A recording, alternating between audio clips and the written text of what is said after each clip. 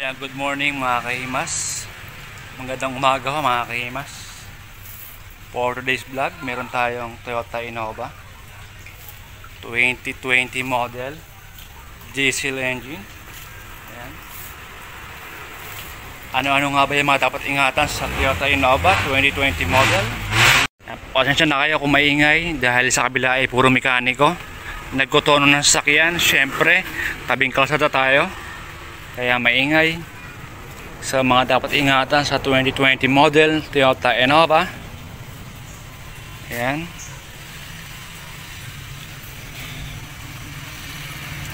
ang kanyang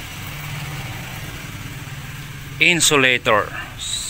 So yun lang mga kahimas, ang dapat ingatan sa 2020 model, ang kanyang insulator. Hindi po yan in-spray ng pressure water dahil pwede po yan masira. Dahil yan po ay gawa sa manipis na lawanet and foam. Ayan, pwede po yan madurog. Kaya wag na wag kayong mag-spray ng pressure water sa insulator. Ayan, mamaya papakita ko yung tutorial paano maglinis ng insulator. And mamaya mag-aalis tayo ng negative ng battery bago tayo mag-spray ng pressure water sa makina. At gagamit tayo ng aluminum cleaner para sa mga tubo. Okay, ayan, aluminum gamit tayo mamaya, aluminum cleaner. At nasaan nga ba ang computer box nitong ang 2020 model? So nasa loob siyang mga kahimas, computer box or ECU module. Ayan, andito siya sa, sa passenger side. Ayun yung manubela sa ilalim ng dashboard or console box, sa ilalim niyan. Dito sa ilalim, ayan mga kahimas, ayan ang kanyang computer box. Okay, nasa ilalim po siya ng dashboard. Ayan, ayan mga kahimas, pakita ko ulit ha. Ayan yung maraming socket. Ayan, yan, may socket na puti. So depende yan mga kahimas. Merong mga sasakyan na ang kanyang ECU computer box or module ay nasa loob ng makina. Depende po yan sa unit. So itong 2020 model ng Toyota Innova ay nasa loob ang kanyang computer box. So bago natin tanggalin ang battery, atin muna siyang paandarin. Check natin kung meron check engine. So, yan, paandarin muna natin bago tayo magtanggal ng negative ng battery.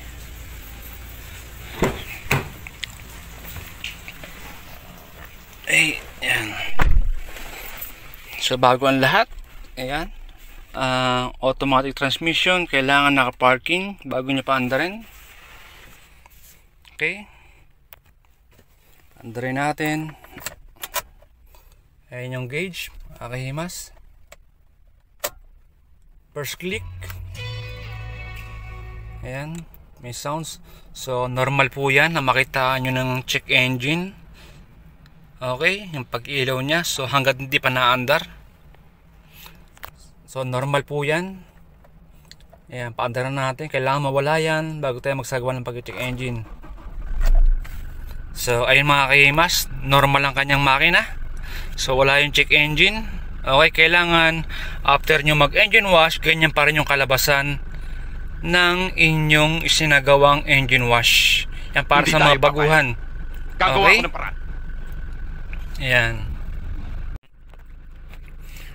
So ayan mga kahimas, patayin natin yung makina. Wala po siyang check engine. Okay, pwede na tayo magtanggal ng battery ng negative. Tanggal natin yung negative. So gagamit tayo ng wrench number 10. Ayan, asin natin yan. So mga kailangan natin, syempre kapag sobrang dumi ng makina, pwede tayo gamit ng degreaser, engine degreaser. At kapag mayroong tagas yung makina, pwede po ay gamit ng kerosene or gas. Yun po kasi yung madalas kong gamit. Ayan. At mga kailangan natin, pressure water. Blower, kung wala kayong blower, pwede naman po air compressor. Foam tank machine, or kung wala kayong foam tank machine, pwede naman Joy or car shampoo. Wash mitt, foam or microfiber towel, pansabon, kahit alin dyan, pwede po. Paintbrush or detailing brush, kahit alin dyan, pwede po sa mga hindi abot ng ating mga daliri. At syempre gagamit tayo ng apron para yung ating belt ay hindi tumama sa top coat or pintura ng mga sasakyan upang di magkaroon ng gasgas. Belt o susi, gagamit tayo ng apron. Okay? Ayan mga kaimas.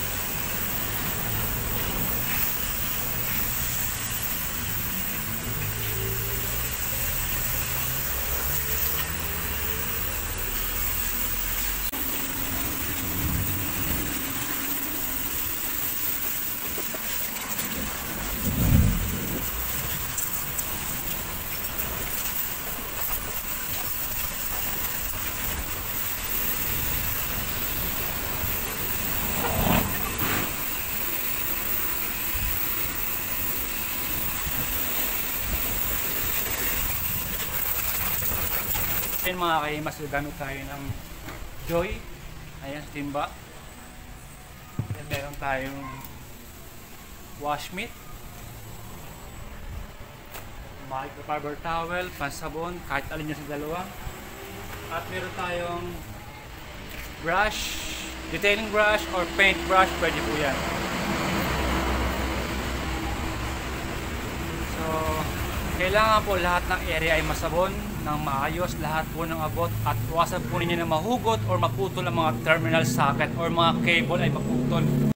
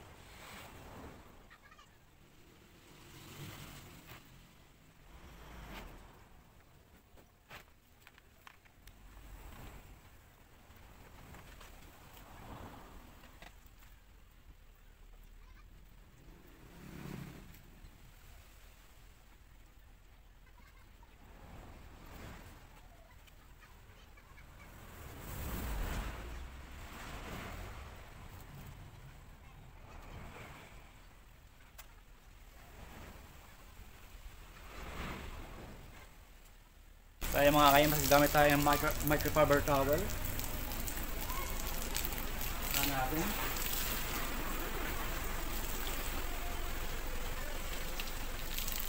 Para sa insulator. So wag po kayo gagamit ng pressure water or babasain itong insulator, at huwag kayo gagamit ng brush dahil pwede rin po yung makasira at pwede maghimulmul yung kanyang insulator. So microfiber towel lamang po. So, pwede rin po yung foam, then basta pigaan nyo lang maigi bago nyo ihagod sa insulator.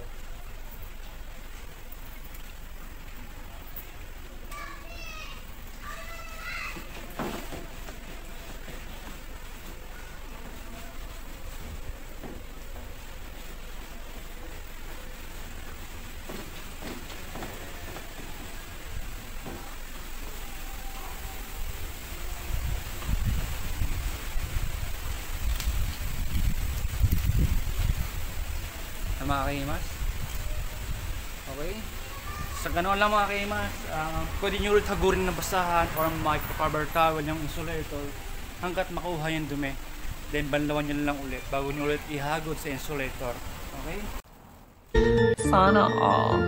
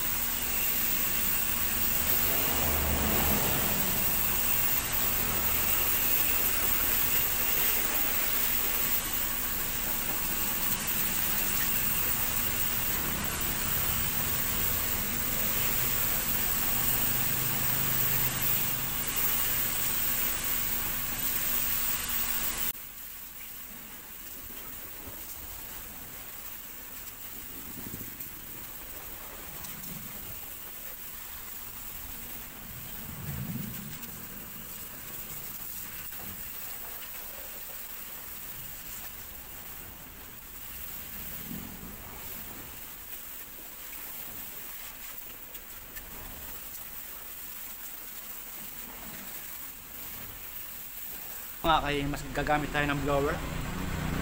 Kung wala kayong blower, pwede naman po air compressor. Kailangan mag-blower nyo lahat ng area at lahat ng mga terminal socket bago nyo paandarin para hindi magkaroon ng aberya. Okay? Pwede mo pa kami pakitaan ng konting technique mo?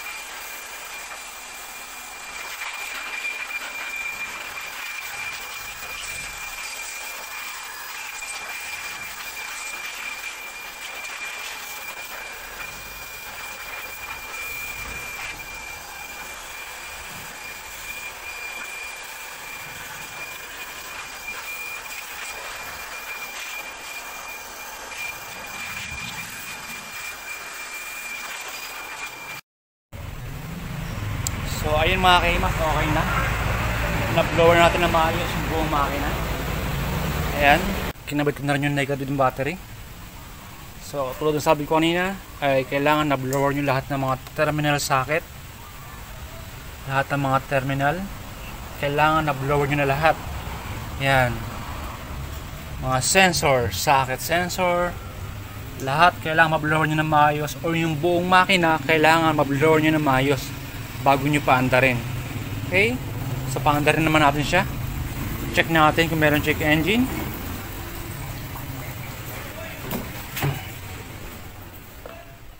Meron check engine. Ang kanyang gauge, syempre. Yan. First click. Yan, normal po yan. May lalabas sa check engine. Okay. Alright! Success tayo mga kahimas. Walang check engine na lumabas sa kanyang gauge. Yun. Magaling. Okay. Lalo ka nilang ito mga makukusunod. kahimas, itong orange na to ay gasolina. Ibig sabihin, warning na siya na kinakailangan na magpa-gas nitong sasakyan. Kaya lumabas yung kanyang sensor na kulay orange. Wala kang dapat nakatakot. Gas. Ayusin Okay? natin yan. Ayan. Kahimas, measure lang ako sa inyo, no? If in case na mangyari na meron lumabas sa kanyang gauge na check engine sign, ay pinakamainam patayin nyo yung makina and buksan nyo ulit, at kapag meron na lumabas talaga na check engine, pinakamainam ay tumawag na kayo ng mekaniko. Okay? Tumawag kayo ng mekaniko na merong scanner.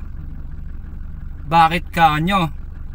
So kung mekaniko lang po ang tawagin nyo, mahirap po hulaan kung alin yung nasira or nahugot sa loob ng makina.